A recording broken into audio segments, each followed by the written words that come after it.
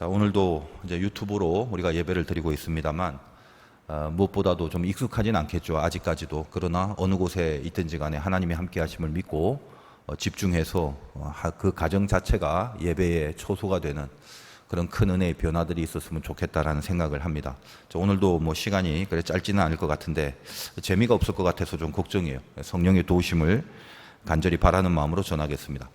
유승범이라는 배우가 검사 역으로 나온 한국 영화가 있습니다. 사회의 비리를 시사하는 그런 많은 내용들이 나오는데 검사의 스폰을 맡아주는 기업의 돈 많은 회장과 또 이제 비리 검사가 골프를 치고 있는 그 현장에서 그 회장의 기업을 방해하는 반대파에서 보낸 청부 살인자가 그 필드를 막 어지럽히고 또 그것을 저지하려고 소리치며 달려가는 그 회장을 죽이는 그 장면을 보고 몸이 육중한 그 회장의 보디가드가 뒤뚱거리며 또 달려가다가 넘어지는 그런 장면이 나옵니다. 자, 그런 상황에서 또 놀란 그 캐디들이 막 우왕좌왕하는 그런 모습들이 아수라장처럼 한 번에 그렇게 드러나는 장면을 보여주면서 그 가운데 서서 이 모든 광경을 바라보고 있는 비리 검사가 그들이 각자 자기의 역할들을 하느라 막 어설프게 뛰어다니는 그 몰골들을 보면서 아주 한심하다듯이 한마디 하는데 그 대사가 이제 오늘 말씀의 제목입니다. 열심히들 산다, 이렇게 이야기를 합니다. 그 장면이 참 웃기기도 하지만 이상하게 자꾸 머리에 남는 그런 대사가 되었습니다. 열심히들 산다는 겁니다. 검사에게 돈을 먹이면서 불법으로 사업을 성공시키려는 회장의 모습이나 또 그를 죽이려고 칼을 들고 살해하는 목적으로 등장한 그런 청부 살인자나 또 자기가 모시는 회장의 안전을 지키기 위해서 비대한 몸을 잘 가누지도 못하면서 막 그쪽으로 뒤뚱거리며 그렇게 달려가다가 넘어지는 그 보디가드나 또 무슨 상황인지도 모르고 소리를 질러대는 캐디들이나 또 불의한 청탁을 받아가면서 살아가는 그 비리 검사의 모습이나 모든 것이 그냥 액면만으로 보고 있노라면 다들 열심히 살고 있는 겁니다. 열심히 산다라는 말 자체는 절대로 나쁜 말이 아닌데 그 말을 듣는 느낌이 씁쓸하고 허망하고 또 한껏 어리석게 그렇게 느껴지는 겁니다.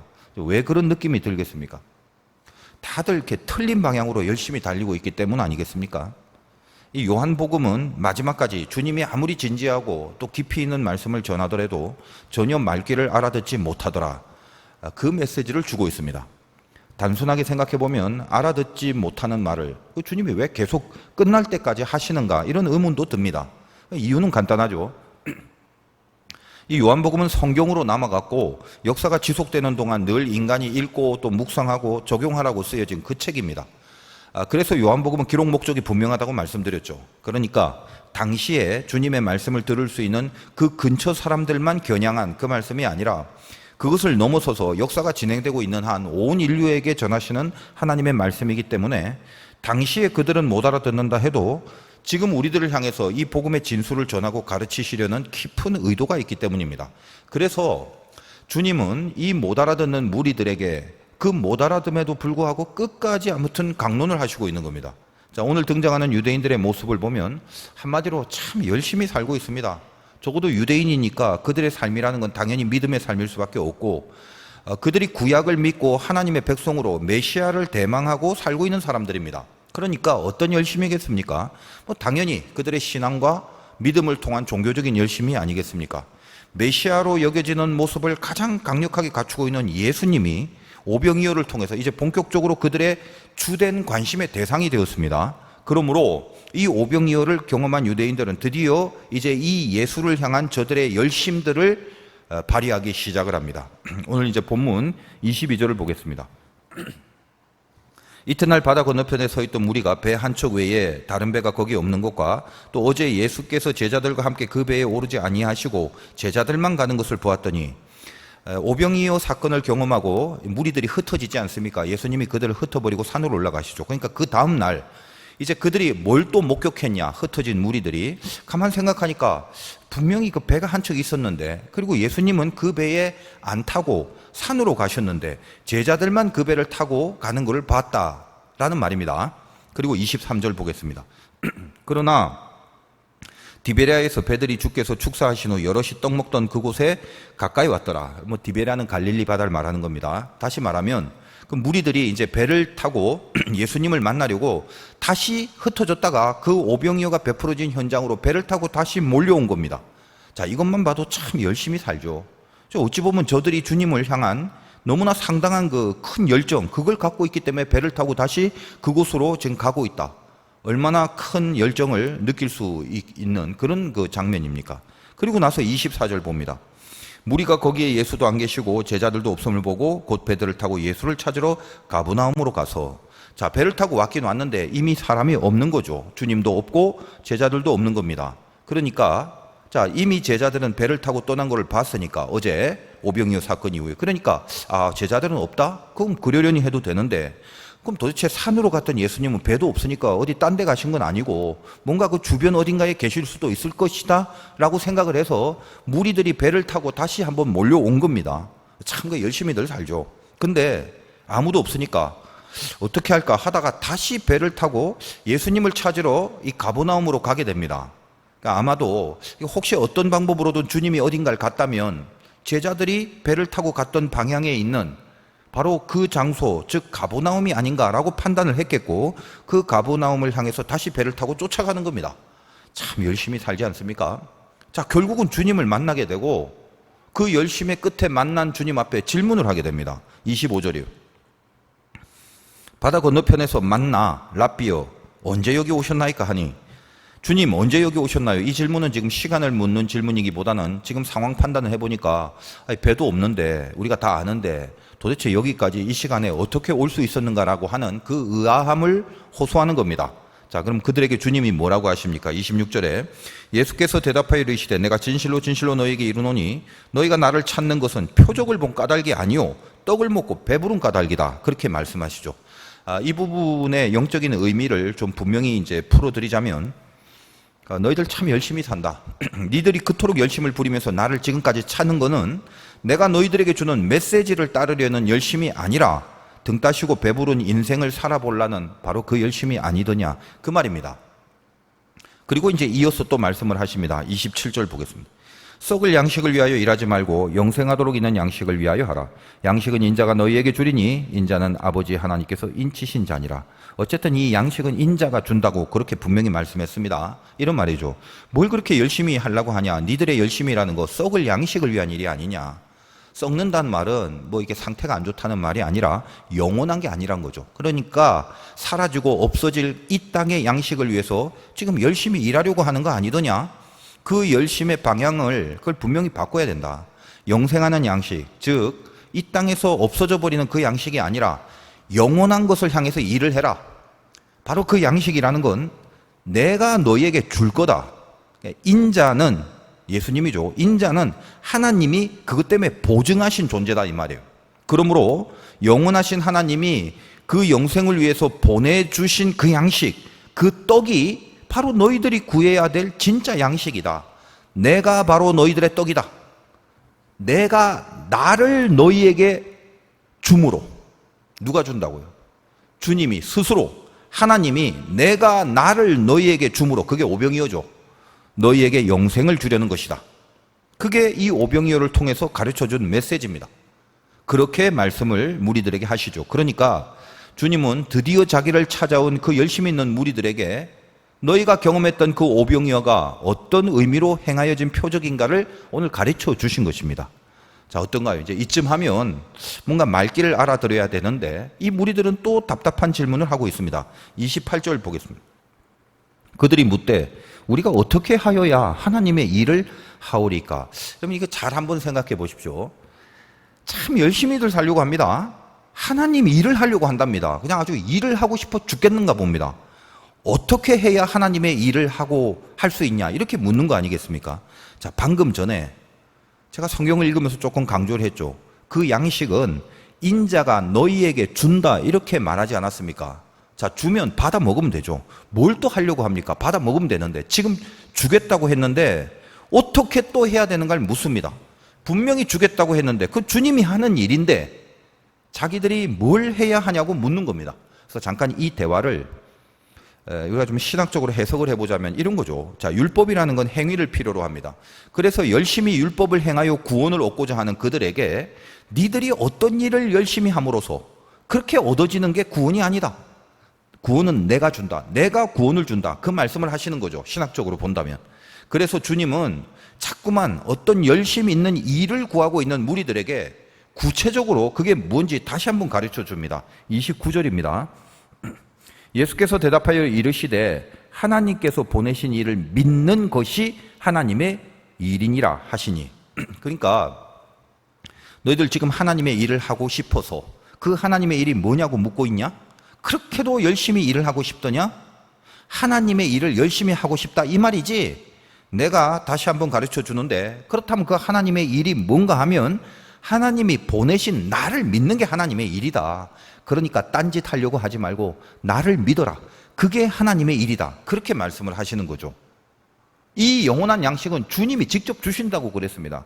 이 영원한 양식을 받는 그 모든 결론은 제자들에게, 무리들에게, 사람에게 있는 게 아니란 말이에요. 자, 오늘 본문은 주님과 주님을 찾아온 무리들과의 대화 내용입니다.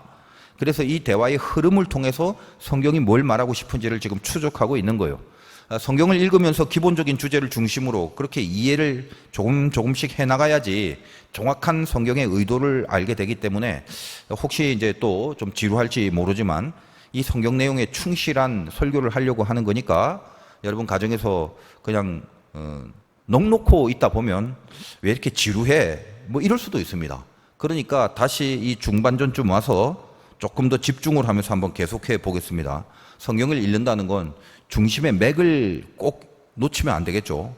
제가 어차피 여러 번 말씀드렸지만 우리가 요한복음을 다룬 동안 주제는 오로지 하나입니다. 구원입니다. 구원. 그것이 요한복음의 기록 목적이라고 그랬습니다. 그래서 이제 우리가 조금 더 중요한 영적인 배경을 먼저 이해를 하고 지금 이후에 이어지는 본문을 살펴보겠습니다.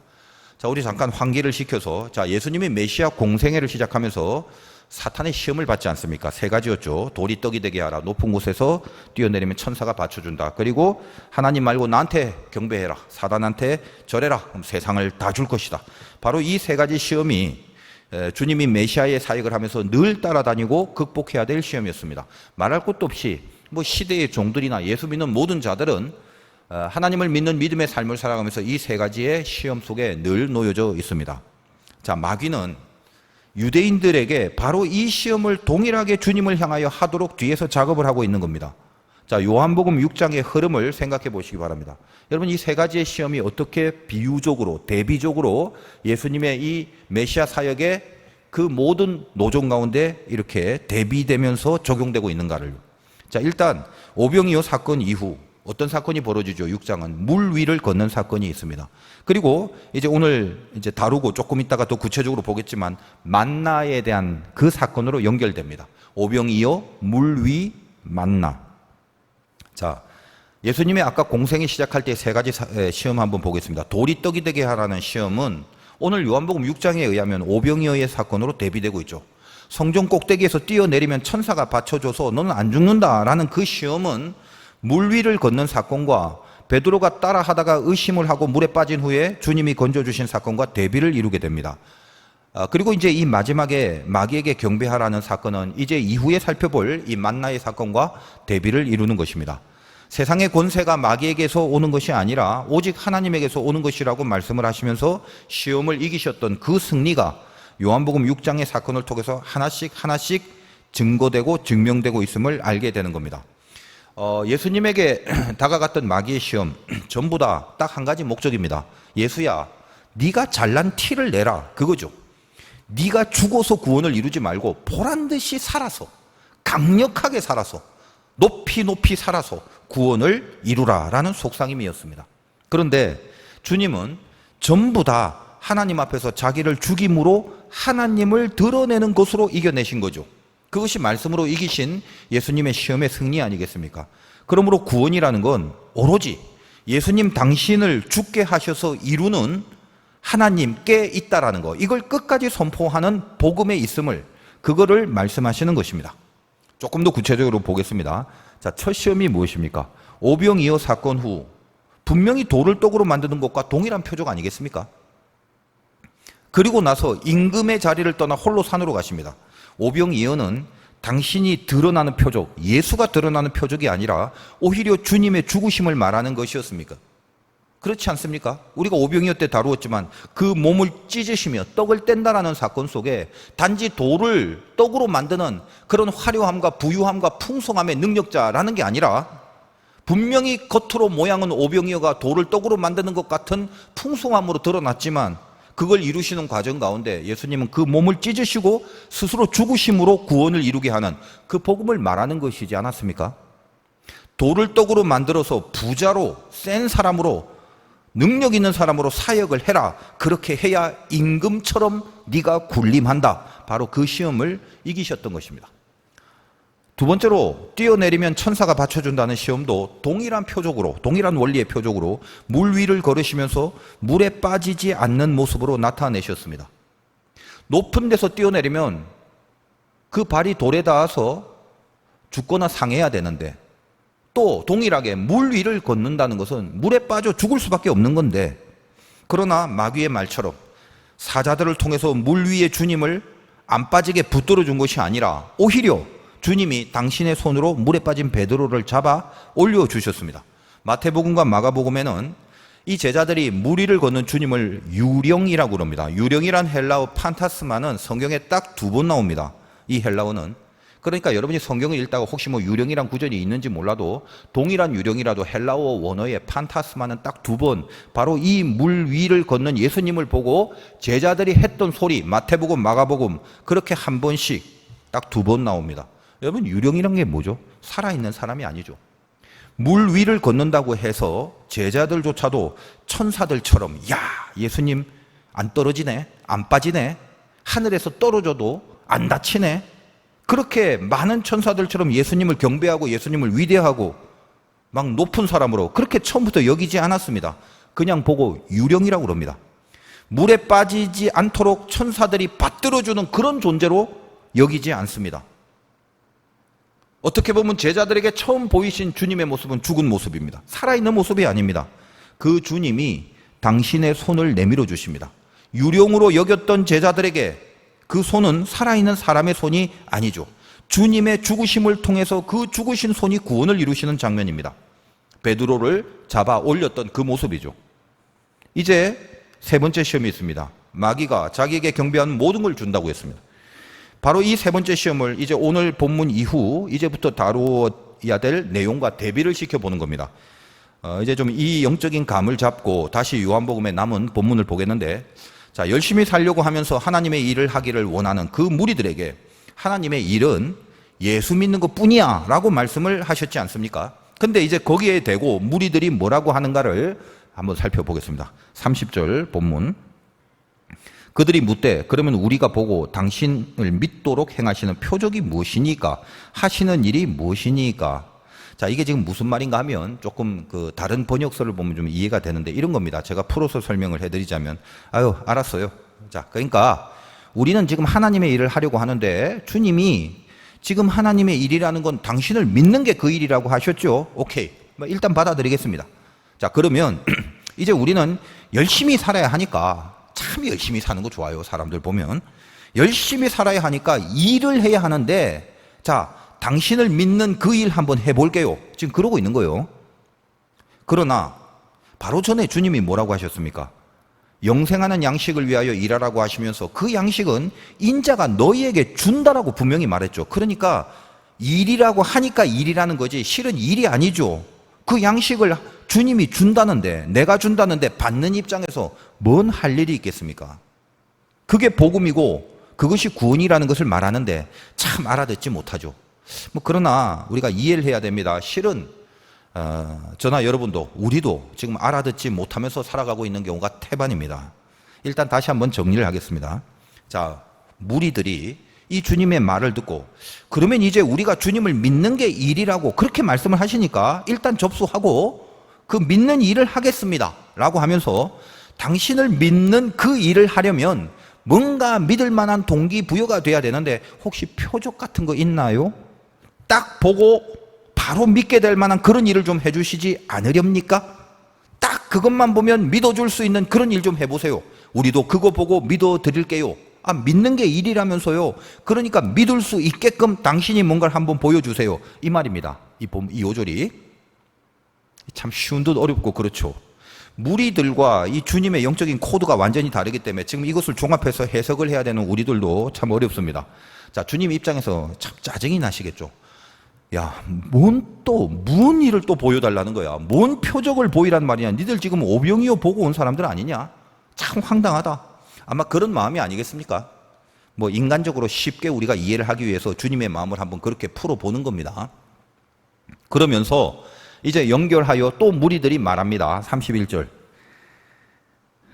기록된 바 하늘에서 그들에게 떡을 주어 먹게 하였다 함과 같이 우리 조상들은 광야에서 만나를 먹었나이다. 자, 여기에 떡을 주어 먹게 하였다라는 문장에서 헬라어 원문은 그가 주어서 먹게 했다라는 그가라는 3인칭 단수 남성 주어가 있습니다. 그가 누구냐? 모세를 말하는 거예요. 그러니까 지금 무리들이 하는 말을 정리하면, 자, 믿어드릴게요. 믿는 게 일이라면서. 그러니까 열심히 살 테니까, 자, 우리가 그 믿을 수 있는 그게 일이라니까 그 일을 하겠는데 그 믿을 수 있는 뭔가 믿게끔 될 수 있는 뭔가를 좀 보여주세요. 우리 조상들은요, 모세가 하늘에서 만나를 내려서 그래서 우리를 먹게 해줬어요. 당신도 그 모세처럼 만나를 내리시면 우리가 어떻게 믿지 않을 수 있다는 말입니까? 지금 그러고 있는 거예요. 이 본문이 답답하죠. 이제껏 주님이 너희들이 믿는 게 일이지만 그 일은 니들이 하는 게 아니라 내가 하는 거야, 그렇게 말했는데 또 자기들이 믿을 수 있는 어떤 조건을 달라고 합니다.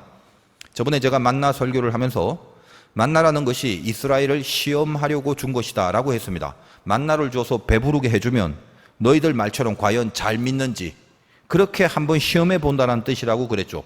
그래서 만나를 내려주니까 잘 믿었던가요? 배부르니까 힘내고 힘나니까 죄만 더 짓고 살았다. 그게 결론 아니겠습니까?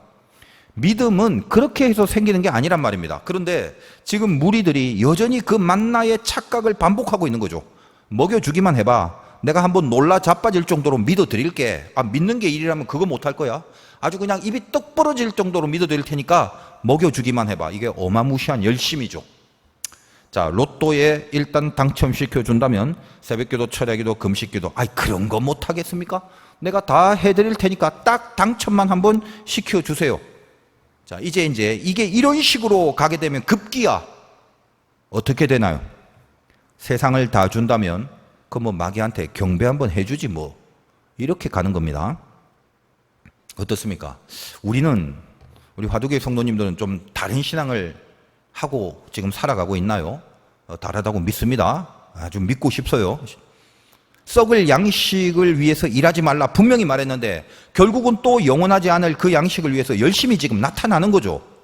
그래서 주님이 말씀하십니다. 32절과 33절을 읽겠습니다.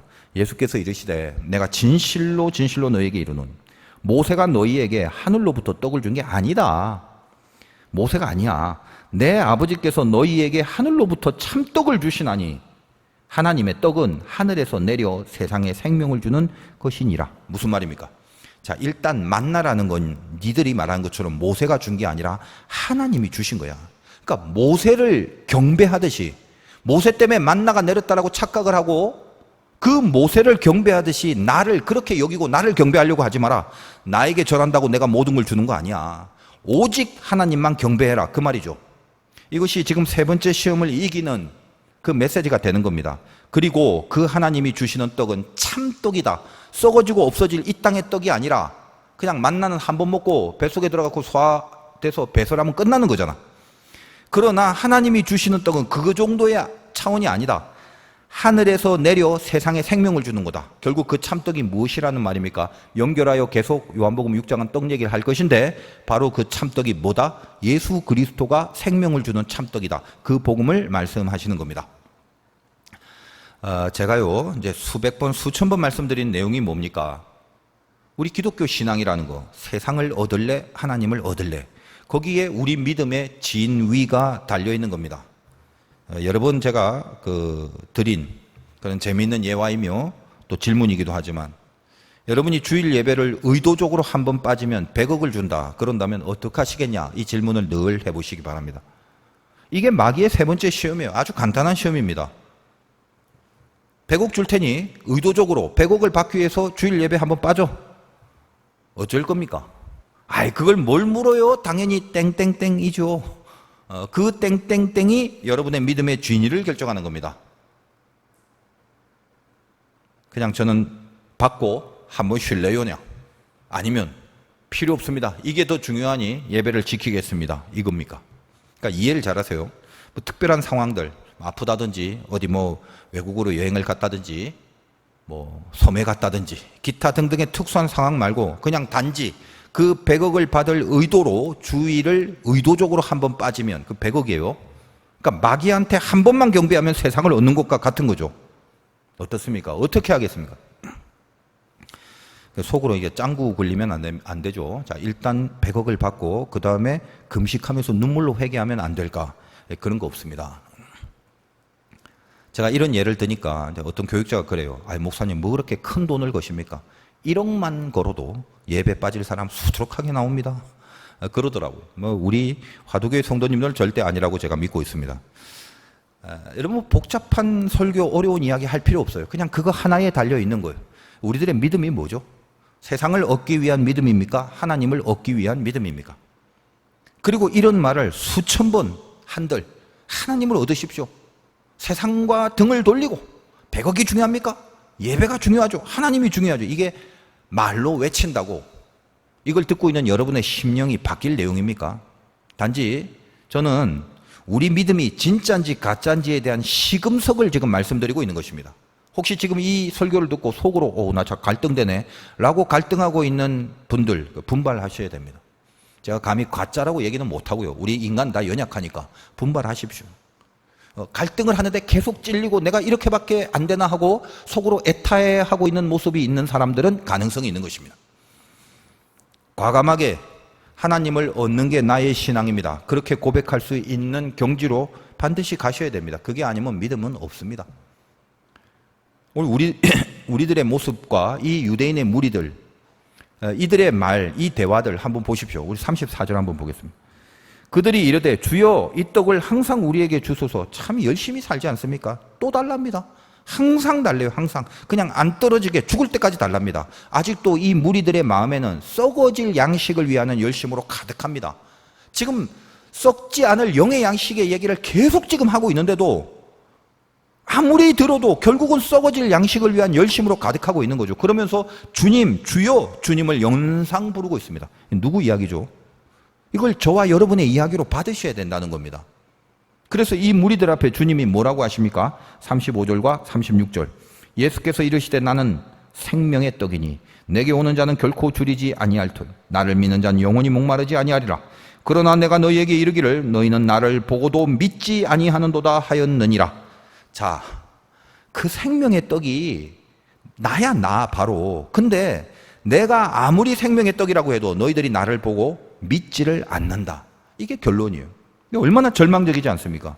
저와 여러분을 향해 하는 소리입니다. 너는 나를 보고도 믿지를 않는다. 나를 보고도 믿지를 않는다. 자, 여러분 세상 사람들한테 한번 물어보세요. 어떤 바보가 100억하고 이 1시간에 주일 예배 한 번을 바꾸겠습니까? 그거는 다른 말로 세상과 하나님을 바꾸는 걸 말하는 것이죠. 그 믿음은 사람에게서 나오는 게 아닙니다. 이 무더위에 정신이 살짝 탈출을 했다면 모를까? 저 세상에서 상식을 갖고 살아가는 사람들한테는 이거는 말도 안 되는 선택의 질문이죠. 인간의 실력이나 노력으로 되는 게 아닌 그 영역입니다. 그러나 그것이 아니라면 이 부분에 있어서 우리가 분명한 선택과 결단을 하고 있지 않다면 우리는 세상의 자녀지 하나님의 자녀가 틀림없이 아닙니다. 하나님이 세상을 이처럼 사랑하사 그래서 그렇게 세상의 자녀로 구원받지 못한 지옥의 운명으로 내버려 둘 수가 없어서 우리 모두가 다 그쪽으로 가는데, 쉽게 이해하자면 예배 한 번이 아니라 100억을 향해 다 가고 있는데 그걸 내버려 둘 수가 없어서 우리는 우리 안에서 우리 실력과 우리의 영역과 우리의 조건으로는 하지 못하는 바로 그 일을 이루시려고 친히 당신이 바로 그 영원한 양식을 친히 당신이 주시려고 이 땅에 오셨다는 겁니다. 우리가 할 일은 없습니다. 하나님의 일은 그 예수를 믿는 것 그것뿐입니다. 그리고 방금 읽은 말씀처럼 그 믿음조차도 나에게서 나올 수 없는 것이기 때문에 내가 믿을 수 없는 그 수준을 대신하여 주님이 죽으시고 믿을 수 없는 나를 대신하여 죽으시고 믿을 수 있는 나를 만들어 놓으신 겁니다.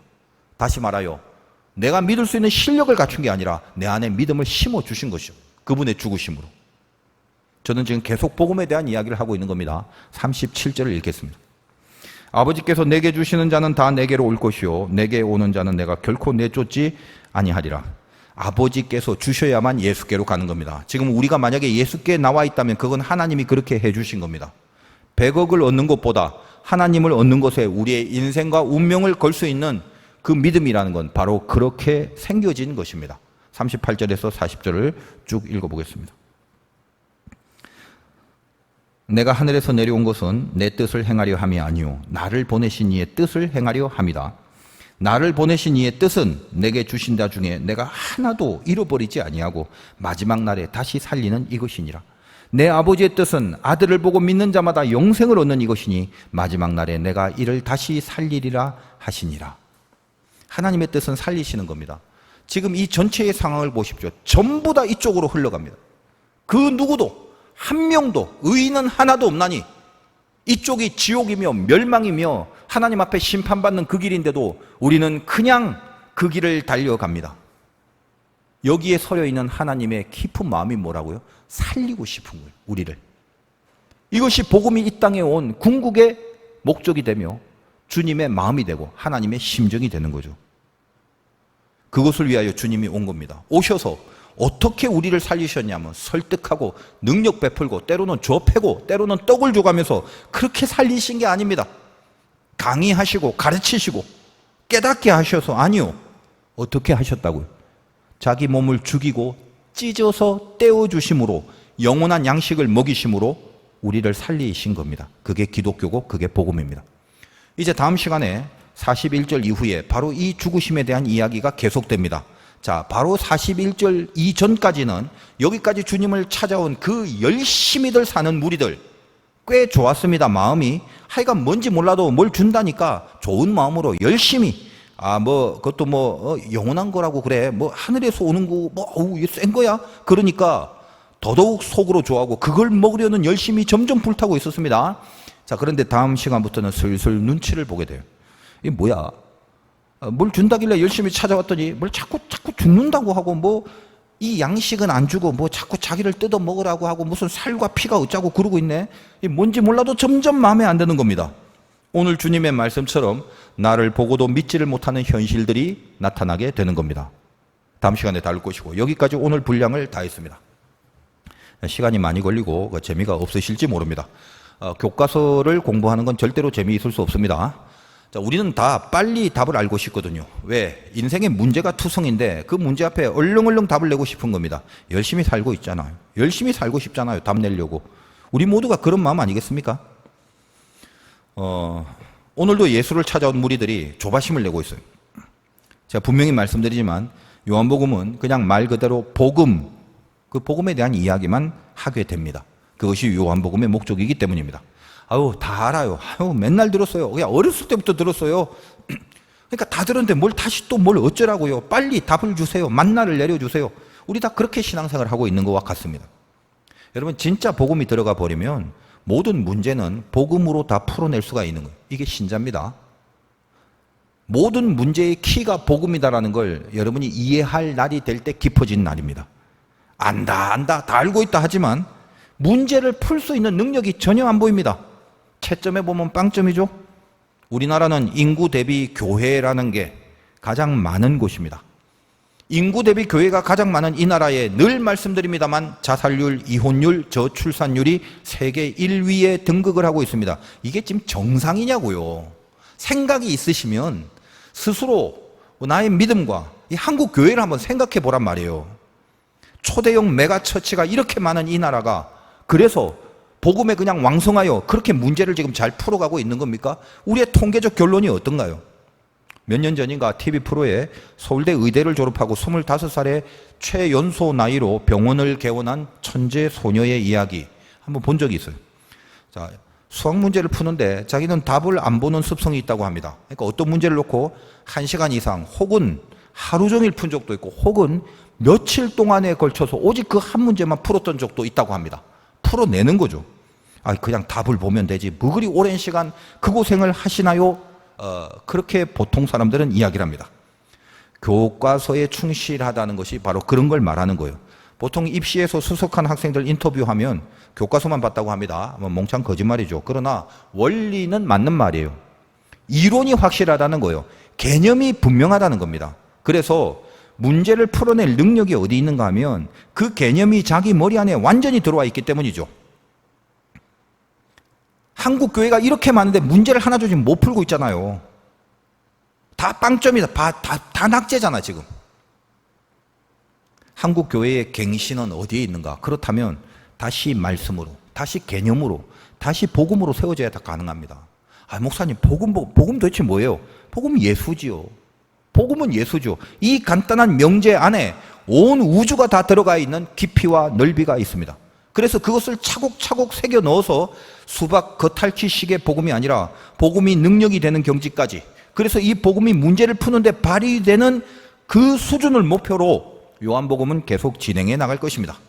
지금 한국 교회가 직면한 위기, 특히 코로나로 인한 어려움 가운데 이 난제들을 풀어가는 해법들이 얼마나 교회마다 다르고 다양한지 모릅니다.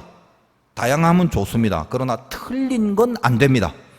근데 너무도 많이 틀린 답들을 지금 내어놓고 있죠. 다들 열심히 삽니다. 떡을 구하려고 얼마나 열심히 사는지 모릅니다. 그러나 하나님이 주시는 떡을 구하는 열심이 아니라 전부 다 자기가 원하는 떡을 구하려고 열심을 부립니다. 여러분이 예배와 기도와 말씀과 선교와 구제와 헌신과 봉사와 친교와 모든 열심이 무엇을 향하고 어디를 노리고 있는 것입니까? 오늘 이 거대한 담론을 자세하게 일일이 말씀드릴 수 없습니다만 오늘 이 가장 유치하고 간단한 아까의 도전을 먼저 상기시켜 보시기 바라요. 그리고 일단 나의 수준을 체크해 보시기 바랍니다. 1억입니까? 예배입니까? 자존심 상하니까. 100억입니까? 예배입니까? 세상입니까? 하나님입니까? 여러분의 떡은 무엇입니까? 어떤 떡을 위하여 그리들 열심히 사십니까? 복음이 여러분의 영혼 안에 분명히 들어가면 저는 확신합니다. 정답은 너무너무 쉽고 간단하고 너무도 아름답게 풀려질 것입니다. 요한복음을 통해서 앞으로도 끝날 때까지 복음이라고 여겨지던 이 식상한 단어가 저나 여러분 안에 하나님의 능력으로 자리하게 되는 그 열매가 생겨지시기를 주님의 이름으로 축원드립니다.